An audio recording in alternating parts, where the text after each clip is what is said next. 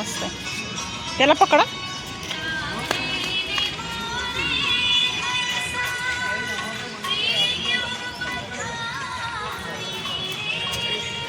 पुढे बघ रे, पुढे बघ.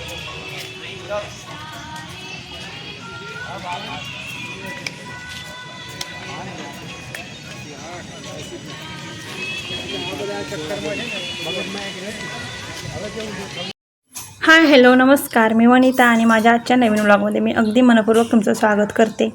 तर आज आम्ही इथं गेलो होतो गार्डनला, म्हणजे की भरूचमधलं म्हणजे सगळ्यात मोठं गार्डन आहे आणि भरपूर सारं म्हणजे खेळायला मुलांना आहे तिथं. तर तिथं गेलो होतो, पण काय झालं जरा थोडं लेट झालं, त्यामुळे आम्ही पटकन माघारी आलो. मग कारण 7लाच आम्ही गेलो होतो, कारण ह्यांनी नाईट करून आली होती आणि मग येऊन थोडं झोपले आणि मग संध्याकाळी मार्केटला पण जायचं होतं, त्यामुळं मग अर्धा तास बसलो आणि लगेच आलो. पण छान आहे व्ह्यू तसा.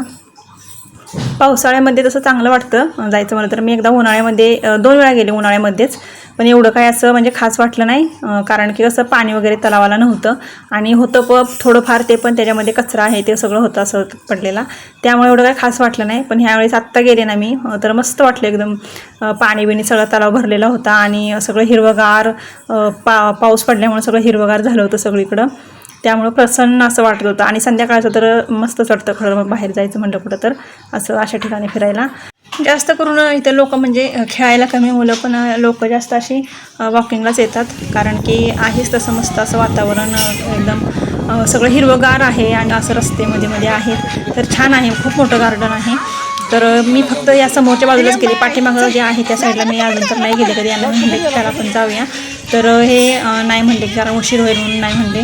तर इथं हे छोट्याची मस्ती चालली होती, नुसतं त्याला काय करू काय नको असं वाटत होतं, कारण की बाहेर मुलांना गेलं की जरा बरंच वाटतं खरं तसं म्हणलं तर.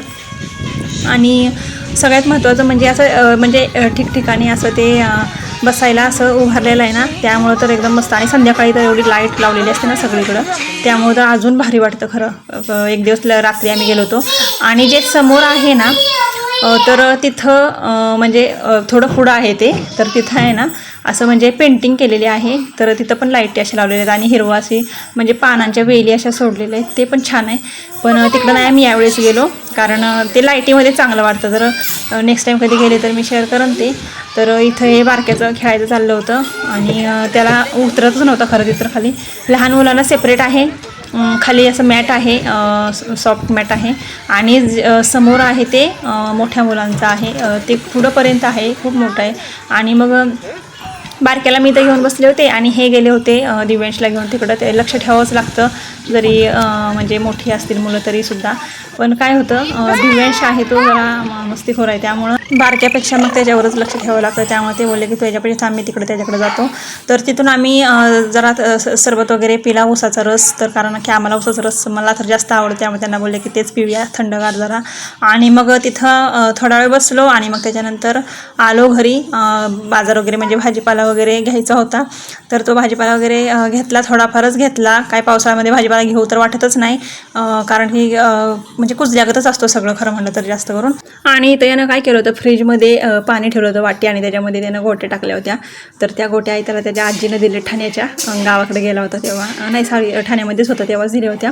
तर त्या ते सांभाळून ठेवलेत त्यानं, आणि पण बाहेर आम्ही काढू देत नाही, कारण काय होतं ते बारका येतो मग तोंडात घालायला बघतो, असं मग कानाला लावतो, नाकाला लावतो, तोंडात असं म्हणजे अचानक जायची ना, त्यामुळे आम्ही ते बाहेर काढत नाही. पण ते त्याला खेळणं त्या दिवशी त्याची सापडली तेव्हा त्या बाहेर आल्या, आणि तो काय दिवस काय मग ते सोडणं झालेला, त्याला नको नको तिथं ठेवतोय, काय पराक्रम त्या गोट्यांचं करतोय.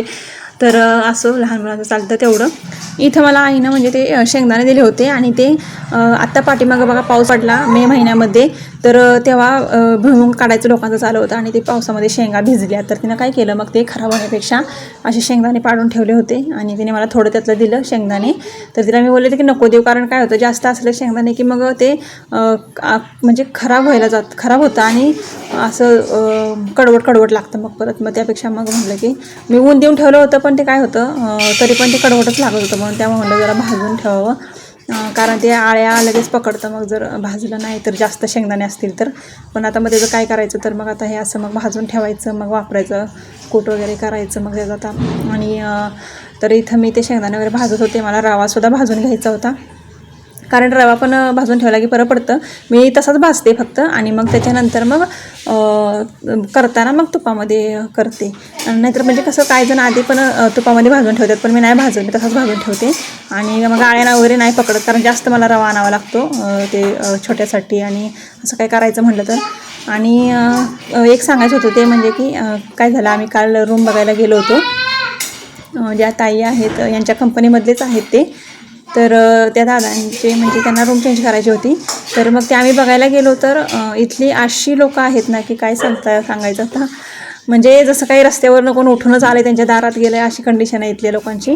त्यांना म्हणजे मिसळून घेत नाहीत बिलकुल बाहेरच्या लोकांना, अशी भंगार लोक आहेत खरं म्हटलं तर. मी तर असंच म्हणते, स्वभाव एक नंबर बकवास आहे लोकांचा इथल्या. आम्ही म्हणजे विचारतोय त्यांना आणि ते असे पुढं चालणार किंवा इग्नोर करणार असलेली लोक आहेत इकडची. आणि एक नंबर हरामी म्हणू शकतो मी तर. मला शब्द वापरायला काहीच नाही वाटणार, कारण की माझ्या बाबतीत म्हणजे असं भरपूर झालेलं आहे. अशी लोक इथं आल्यापासून असे मला मिळालेत.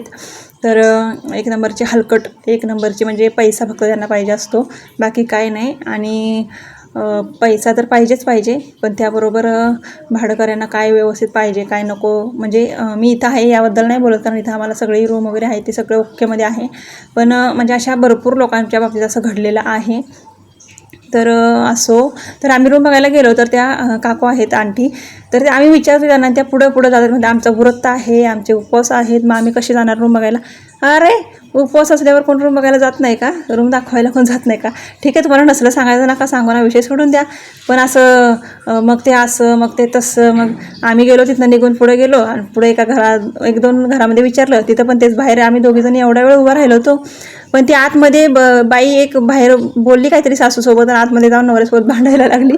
आणि तिथंच ती म्हणजे अशी बराच वेळ थांबली आतमध्ये. आणि मग म्हणलं की आता कामच करून आमचं येते वाटतं फोनवर.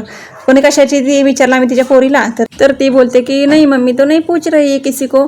तर आम्ही तिथनं मग निघून गेलो. जवळजवळ 5-10 मिनटं तसंच थांबलो असं आम्ही तिथं तिची वाट बघत. अशी बाई होती आणि अशी लोकं आहेत ना, अशी जाऊ देत, काय ऑप्शन नाही आपल्याला, आता राहायचं तसंच.